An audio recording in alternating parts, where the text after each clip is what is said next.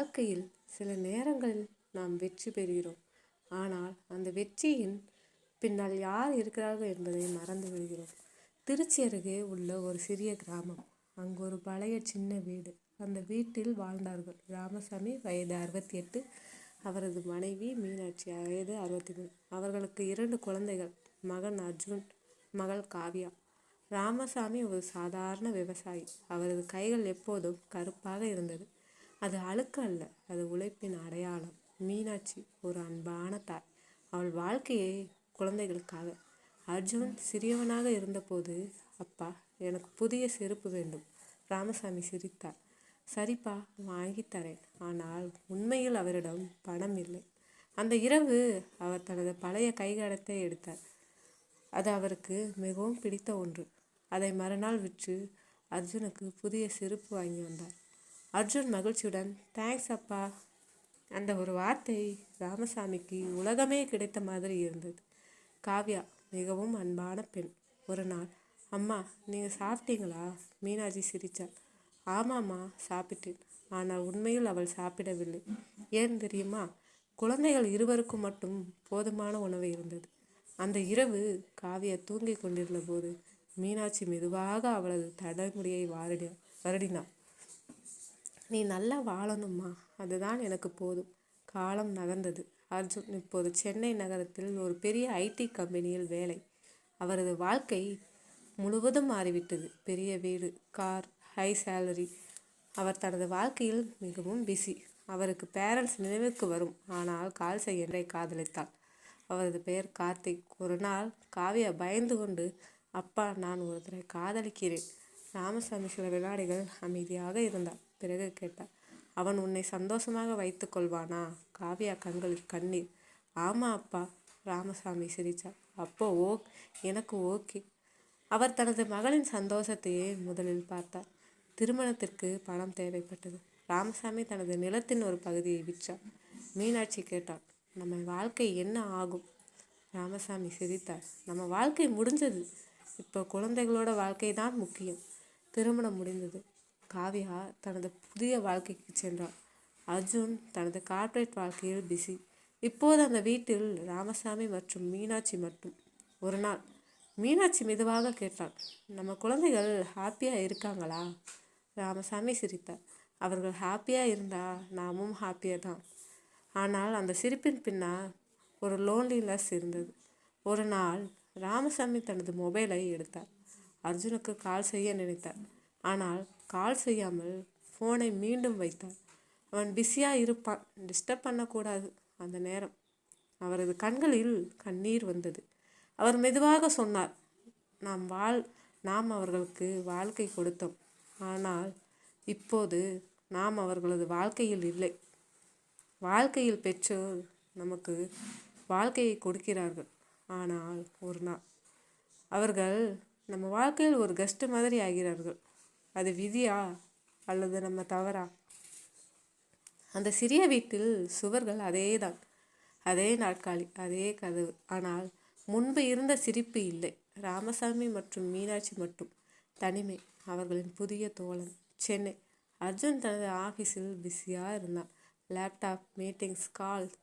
அவரது phone vibrate ஆனது. ஸ்க்ரீனில் அம்மா காலிங். அர்ஜுன் பார்த்தான். சில வினாடிகள் யோசித்தான். பிறகு கால் ரிஜெக்ட் பண்ணிட்டான். இப்போ மீட்டிங் இருக்குது, லேட்டர் கால் பண்ணலாம். ஆனால் அந்த லேட்டர் ஒருபோதும் வரவில்லை. கிராமத்தில் மீனாட்சி ஃபோனை பார்த்து கொண்டே இருந்தான். அவன் பிஸியாக இருப்பான், லேட்டர் கால் பண்ணுவான். 1 மணி நேரம், 2 மணி நேரம்.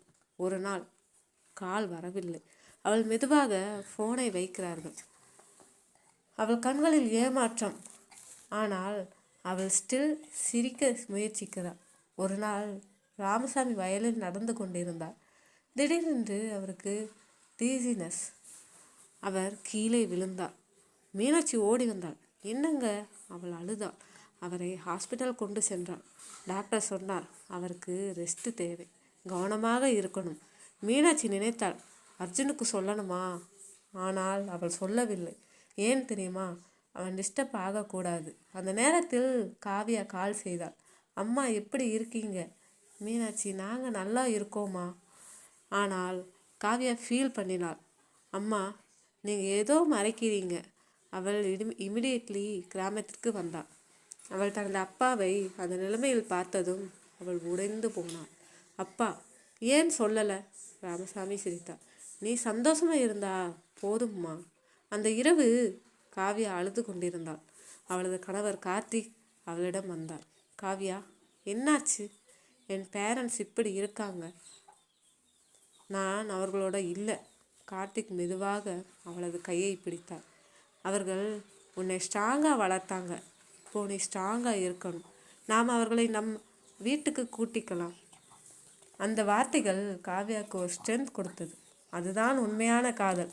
ஒரு மனிதன் தன் மனைவியின் பேரண்ட்ஸை தன் பேரண்ட்ஸ் மாதிரி அக்செப்ட் பண்ணுவது ஒரு பக்கம்.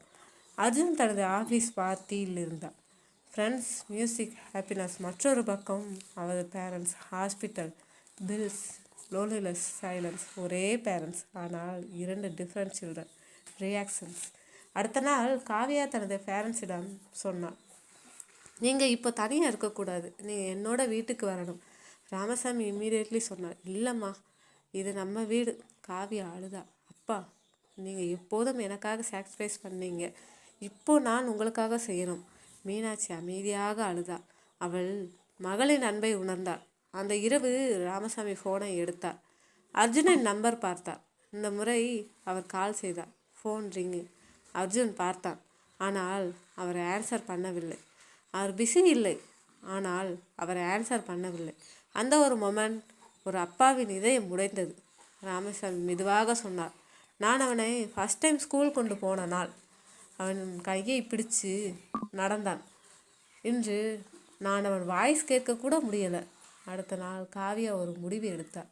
அவள் தன் பேரண்ட்ஸை தனது வீட்டுக்கு கூட்டி கொண்டு போக தயாரானாள். ஆனால் அந்த நேரத்தில் ஒரு அன்எக்ஸ்பெக்டட் ஃபோன் கால் வந்தது. அது அர்ஜுனிடமிருந்து. அவர் சொன்னார், அப்பா, நான் ஒரு இம்பார்ட்டன்ட் டிசிஷன் எடுத்திருக்கேன். அந்த டிசிஷன் அவர்களின் வாழ்க்கையை முழுவதும் மாற்றப் போகிறது. அது நல்லதா அல்லது கெட்டதா? Phone still ringing. அவள் ஜம்பிளிங் வாய்ஸில் சொன்னாள். ஹலோ அண்ணா. அர்ஜுனின் வாய்ஸ் காமாக இருந்தது. காவியா, அப்பா இருக்காரா? காவியா ஃபோனை ராமசாமிக்கு கொடுத்தாள். அப்பா, அர்ஜுன் பேசுகிறான். அந்த ஒரு மொமெண்ட் ராமசாமியின் கண்களில் ஒரு லைட் வந்தது. பல நாட்களுக்கு பிறகு அவர் மகன் அவரை கால் பண்ணியிருந்தான். ஹலோ அப்பா, எப்படி இருக்கீங்க? ராமசாமி சிரித்தார். நான் நல்லா இருக்கேன்பா. நீ எப்படி இருக்க? அர்ஜுன் சில வினாடிகள் அமைதியாக இருந்தான். பிறகு சொன்னான், அப்பா, நான் யூஎஸ் போக போகிறேன். யூஎஸ்ஸா? ஆமாம் அப்பா, எனக்கு பெரிய ஆப்பர்ச்சுனிட்டி கிடச்சிருக்கு. நான் நெக்ஸ்ட் மந்த் போயிடுவேன். ராமசாமி சில வினாடிகள் பேச முடியவில்லை. அவர் ஸ்லோலி கேட்டார். அப்போ நம்மை பார்க்க வருவியா? அர்ஜுன், அப்பா இப்போ ரொம்ப பிஸி. டைம் கிடைச்சா பார்த்துக்கலாம். கால் முடிந்தது. ராமேஷ் ஃபோனை மெதுவாக வைத்தார். அவர் எதுவும் பேசவில்லை. ஆனால் அவரது கண்களில் கண்ணீர் நிரம்பி இருந்தது. மீனாட்சி கேட்டாள், என்னங்க, என்ன சொன்னான்? ராமசாமி ஃபோர்ஸ்டு ஸ்மைல் கொடுத்தார். அவன் யூஎஸ் போகிறான். மீனாட்சி சில வினாடிகள் சைலண்ட். பிறகு அவள் குவைட்லி திரும்பி நடந்தாள். அவள் அழ ஆரம்பித்தாள். அவள் தனது மகனை ஸ்டாப் பண்ண விரும்பினாள். ஆனால் அவள் செய்யவில்லை. ஏன் தெரியுமா? அவள் ஒரு தாய். அவள் தனது மகனின் ட்ரீமை பிரேக் பண்ண விரும்பவில்லை. காவியா இதை கேட்டதும் அவள் ஆங்கர் மற்றும் பெயின் மிக்ஸாக இருந்தது. அண்ணா, எப்படி இப்படி இருக்க முடியும்? அப்பா இந்த நிலைமை இருக்காங்க. அவருக்கு கேர் பண்ண வேண்டிய நேரம் இது. அவள் இம்மிடியட்லி அர்ஜுனுக்கு கால் பண்ணினான். அண்ணா, நீ சீரியஸாக பேசுகிறியா? அர்ஜுன், காவியா, இது என் கேரியர், என் ஃப்யூச்சர். காவியா வாய்ஸ் பிரேக் ஆனது. அப்போது அப்பா அம்மா ஃப்யூச்சர் யார்? அர்ஜுன் சைலண்ட். அவரிடம் ஆன்சர் இல்லை.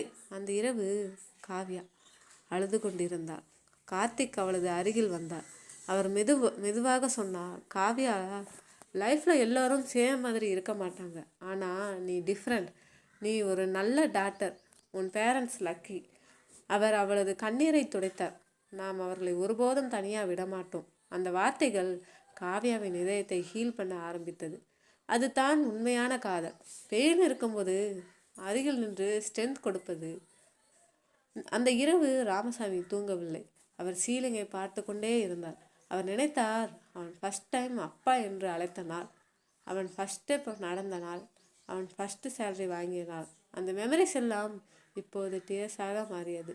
மீனாட்சி மெதுவாக கேட்டார், நாம் ஏதாவது தவறு பண்ணோமா?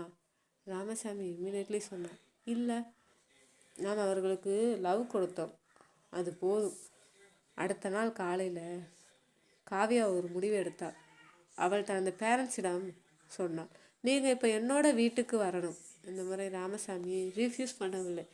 அவள் டயர்ட், ஃபிசிக்கலி மட்டும் இல்லை, எமோஷ்னலி. அவள் ஸ்லோலி சொன்னால், சரிம்மா. மீனாட்சியால் ஆரம்பித்தாள். அது சேட்னஸ் டியர்ஸ் இல்லை, அது ரிலீஃப் டியர்ஸ். அவர்கள் அந்த வீட்டை விட்டு வெளியே வந்தார்கள். அந்த வீடு அவர்களின் ட்ரீம்ஸ் பில்ட் ஆன இடம், அவர்களிடம் சில்ட்ரன் க்ரோ ஆன இடம். இப்போது அது எம்டி. ராமசாமி அந்த வீட்டை லாஸ்ட் டைம் பார்த்தார். அவர் மெதுவாக சொன்னால், இந்த வீடு நமக்கு எல்லாம் கொடுத்தது, ஆனால் நம்ம குழந்தைகளிடம் நம்மிடந்து எடுத்துக்கிட்டது. சென்னை ஏர்போர்ட். அர்ஜுன் யூஎஸ் போக ரெடியாக இருந்தார். அவர் தனது ஃபோனை எடுத்தார். அவரது கேலரி ஓப்பன் பண்ணினார். அது ஒரு ஓல்டு ஃபோட்டோ. அவர் ஸ்மால் பாய், அவரது பேரண்ட்ஸுடன். அவர் சில வினாடிகள் அந்த ஃபோட்டோவை பார்த்தார். அவரது கண்களில் டியர்ஸ் வந்தது. ஃபஸ்ட் டைம் அவர் கில்ட் ஃபீல் பண்ண ஆரம்பித்தார். ஆனால் இது லேட்டா அல்லது இன்னும் டைம் இருக்கா? Chennai airport boarding announcement. Flight to New York is now boarding. Arjun கேட் அருகில் நின்றிருந்தார். அவரது கையில் பாஸ்போர்ட், ஆனால் அவரது மனதில் பீஸ் இல்லை. அவர் தனது ஃபோனை மீண்டும் எடுத்தார். அதே ஃபோட்டோ, அதே ஸ்மால் பாய், அவரது பேரண்ட்ஸ் நடுவில். அவர் சடன்லி அந்த மொமெண்ட்டை நினைத்தார், ஒரு மெமரியை. அவர் 5 வயது ஹெவி ரெயின். அவர் ஸ்கூல் முடிந்து வெளியே வந்தார். அனைத்து பேரண்ட்ஸும் அம்பர்லாவுடன் இருந்தார்கள். அவரது அப்பா மட்டும் ரெயினில் நனைந்து நின்றிருந்தார். அவர் அம்பர்லாவை தனது மகனுக்கு மட்டும் கொடுத்தார். அவர் முழுவதும் நனைந்தார். ஆனால் அவர் சிரித்தார். நீ நனையக்கூடாதுப்பா. ஏர்போர்ட்டில் அர்ஜுனின் கண்களில் டியர்ஸ். அவர் மெதுவாக சொன்னார், அப்பா. அவர் ரியலைஸ் பண்ணினார், அவர் லைஃப்பில் எவ்ரிதிங் ஏர்ன் பண்ணினார், மணி, சக்ஸஸ், ஸ்டேட்டஸ். ஆனால் அவர் தனது பேரண்ட்ஸை லாஸ் பண்ணி கொண்டிருந்தார். அவர் சடன்லி ஒரு டிசிஷன் எடுத்தார். அவர் போர்டிங் பாஸை கீழே போட்டார். அவர் ஏர்போர்ட்டிலிருந்து வெளியே ஓடினார். அந்த நேரம் காவியாவின் வீட்டில் ராமசாமி ஒரு சேரில் அமைதியாக இருந்தார். மீனாட்சி அவருக்கு மெடிசன் கொடுத்தார். காவியா கிச்சனில் குக்கிங் பண்ணி கொண்டிருந்தார். கார்த்திக் ஆஃபீஸ் போக ரெடியாக இருந்தார். அந்த வீடு அன்பால் நிரம்பி இருந்தது. ஆனால் ஒரு மிஸ்ஸிங் ஃபீலிங் ஸ்டில் இருந்தது. ஒரு தாய் மற்றும் அப்பாவுக்கு அவர்களின் மகன் மிஸ்ஸிங். டக் டக். காவியா டோர் ஓப்பன் பண்ணினார். அவள் ஷாக். அண்ணா, அது அர்ஜுன். அவர் ப்ரீத்லெஸ். அவர் கண்களில் டியர்ஸ். அவர் உள்ளே வந்தார். ராமசாமி அவரை பார்த்தார். அவர் நம்ப முடியவில்லை. அர்ஜுன் சடன்லி தனது அப்பாவின் காலில் விழுந்தார். அவர் அழ ஆரம்பித்தார். அப்பா, என்னை மன்னிச்சிடுங்க. நான் ஒரு நல்ல மகன் இல்லை. நீங்கள் எனக்கு லைஃப் கொடுத்தீங்க, ஆனால் நான் உங்களுக்கு டைம் கொடுக்கல. மீனாட்சி அழ ஆரம்பித்தார். காவியா அழ ஆரம்பித்தார். அந்த வீடு முழுவதும் டியர்ஸ். ஆனால் அது பெயின் டியர்ஸ் இல்லை, அது லவ் டியர்ஸ். ராமசாமி தனது மகனை எழுப்பினார். அவரது முகத்தை பிடித்தார். அவர் சிரித்தார். ஒரு அப்பா தனது மகனை ஒருபோதும் ஹேட் பண்ண மாட்டான். நீ லேட்டாக வரல, நீ திரும்பி வந்தது போதும். அந்த வார்த்தைகள் அர்ஜுனின் இதயத்தை கம்ப்ளீட்லி பிரேக் பண்ணியது. அவர் தனது பேரண்ட்ஸை ஹக் பண்ணினார். பல வருடங்களுக்கு பிறகு ஒரு ஃபேமிலி கம்ப்ளீட் ஆனது. அந்த மொமெண்டில் அர்ஜுன் கார்த்திக்கை பார்த்தார். தேங்க்யூ, நீ என் பேரண்ட்ஸை கேர் பண்ணின. கார்த்திக் சிரித்தார். அவர்கள் என் பேரண்ட்ஸ் கூட. காவியா தனது ஹஸ்பண்டை ப்ரௌடாக பார்த்தார். அதுதான் உண்மையான காதல். ஒரு மனிதன் தன் மனைவியின் குடும்பத்தை தன் குடும்பமாக அக்செப்ட் பண்ணுவது. அர்ஜுன் தனது பேரண்ட்ஸை பார்த்தான். நான் யூஎஸ் போக மாட்டேன், நான் இங்கே தான் இருப்பேன், நான் உங்களோடு இருப்பேன். ராமசாமி சிரித்தார். நீ எங்கே இருந்தாலும் நீ ஹாப்பியாக இருந்தால் போதும். அர்ஜுன் சொன்னான், என் ஹாப்பினஸ் நீங்கள் தான் அப்பா. வாழ்க்கையில் நம்ம பல விஷயங்களை தேடி ஓடுகிறோம், மணி, சக்ஸஸ், ட்ரீம்ஸ். ஆனால் ஒரு நாள் நாம் ரியலைஸ் பண்ணுவோம், நம்மை முதலில் லவ் பண்ணியது நம் பேரண்ட்ஸ் தான். அவர்கள் நமக்கு லைஃப் கொடுத்தார்கள். அவர்களுக்கு நாம் கொடுக்க வேண்டியது லவ் மட்டும்தான். பிகாஸ் அவர்கள் இருந்ததால் தான் நாம் இருக்கிறோம். பெற்றோர்கள் ஒரு ஆப்ஷன் இல்லை, அவர்கள்தான் நம் லைஃப்.